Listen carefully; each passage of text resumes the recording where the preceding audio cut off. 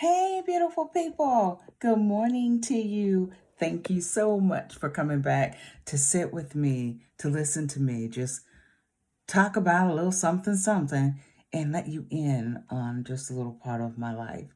I just wanted to share a little part of my heart with you on today. So, today, let's just talk about being open, candid about different things in your life that sometimes you might not want to share with other people. For me, my secret was about HIV.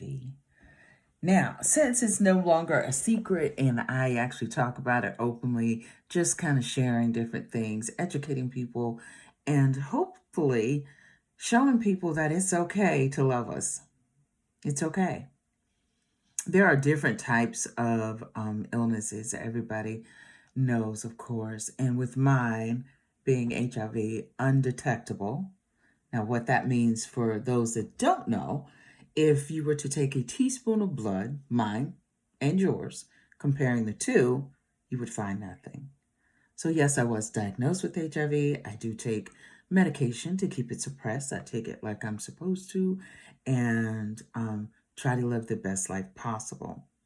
Some of the crazy side effects with any drug, because we know they all come with side effects, okay? And for me, one of the major side effects that I've dealt with is the upper body weight gain.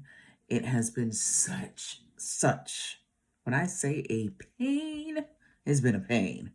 And one that I've had to come into to grips with and just understanding me. So I am starting this. I have been on this weight loss journey and it was going extremely well. I lost about 60 pounds and was feeling good about myself. Then lo and behold, things changed. COVID happened. Medication that I was using, I could no longer get because of, the economy and people not working and things not being made like they should. So therefore, I had somewhat of a setback. Um, and then I will say that after that setback, I was somewhat devastated, only because at that point in my life, of course, not a lot of people knew that I was positive, and I think I found most in life that I've always wanted to explain things, just kind of make sure people understood my situation if I did share my testimony with them. Now I'm getting older and I understand that everything doesn't have to be explained. Okay. Now, of course, if you want to share with someone whatever, that's your choice. Now, for me, I always wanted to explain because 23 years ago, people looked at HIV differently. They looked at AIDS differently. And of course, it was always that nasty disease, I always wanted to make sure that people knew that I wasn't a prostitute. I didn't use drugs. I wasn't out there just being promiscuous, as the older people would say. And so I've always wanted to explain how it happened. Then the Spirit made me realize that it doesn't matter how it happened. Doesn't matter how the story started. It's about how you finish. And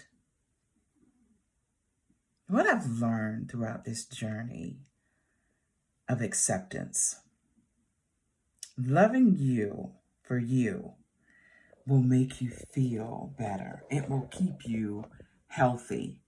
Having that mindset that it is what it is, because I went through that period in my life where I had this defining moment where I did not care what anyone thought. I didn't care, but I hadn't shared it with the world, okay? To make sure you understand that. So that is during the time that I met my husband. And that was one of the first things that I shared with him, was that I was positive. And I told him what my aspiration was: to travel the world, to tell my story, to speak to people, educate people, because there's so much you don't know. There's things like simple things like Eating a cold cut sandwich is not good for someone that's positive. You should heat the deli meat. Um, I can't just eat old food or whatever. And of course, me getting a cold is different than you getting a cold, or the flu or what have you. So we do have to be very cautious.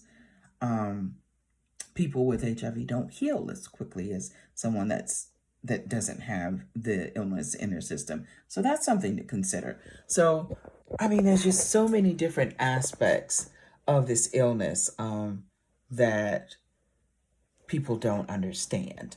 So I would say, okay, this is a good one. This is a good one. If I was drinking a cup of lemonade and my husband wanted to drink some, or my daughter, my grandson, my niece, my nephew, it's okay. They're not going to catch anything. I can cook, serve it to you. You're fine. You're not going to catch anything. There was this incident years ago where we were having dinner at my mom's, and my niece had come in the house and she wanted something to drink, and she saw my cup sitting on the table and she'd take a sip, and my dad was like, "Hold up, wait a minute." And this is after I shared with him my story. And I was like, "What?" He said, "You can't drink that." And I was like, "Yes, you can." But again, this comes from lack of knowledge. This is why we need to get educated. We need to understand things. Lack of wisdom and education can really kill folks, okay? So that's one of the things that always bothered me. One of the next things that I think bothered me more than anything was that I found that there were people that, or I shouldn't say people because it wasn't a lot of people, but there was this one person in my life that didn't want anybody to know that he knew me. That bothered me so much. And now I realize he wasn't never meant to be a part of my life. So I say to you, just know who's supposed to be in your life for a season, a reason, or a lifetime. Because not everyone is going to stay in your life forever. This person I'd known since I was like 15 years old and thought that, he'd always be there, but he wasn't. And it didn't need to be in my life. So what? There's just times where I remember the doctor telling me after my diagnoses and my follow-up visit that the scarring that was left on my lungs because of the pneumonia, because I had bilateral pneumonia when I was diagnosed, that I would never sing again. My heart was crushed. But needless to say, I still sing to this day. Whose report will you believe?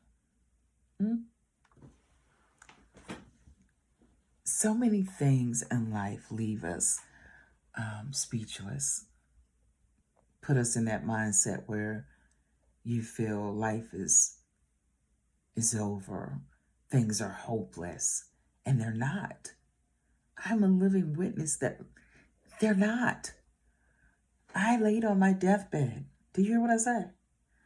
I laid on my deathbed, was giving my last living will and testament, told to make arrangements for my daughter because life was over. About to be put on life support, I chose to have them wait, call my mother, and through the prayer of the saints, the word of God said the prayer of the righteous availeth much. I am a testament that they availeth much. Your prayers to God don't go unheard. You may not get the answer when you feel like you should get the answer, but that answer will come. And when it comes, it's going to be awesome. There are going to be cloudy days in your life where things feel like they're not going to work out. There is always a ram in the bush. And things will work out for your favor and for your good. Thank you so much for watching. I would love, love, love to hear from you guys. I want to know what you like to hear, what you like to know about. I'd like to hear and have questions from you. So please subscribe to my YouTube channel. Follow me on Facebook and TikTok and Instagram. Thank you so much for listening. Thank you for the love that you've shown and for loving me in any way. Because I have friends that didn't know that are still a genuine part of my life. And some that hate that I didn't tell them way back when, but it just wasn't meant to be shared then. But I'm sharing now, and I'm thankful that you're taking the time to listen. Thank you so much again for listening to me share a little something, something about my life with you. See you later and talk to you soon. Bye.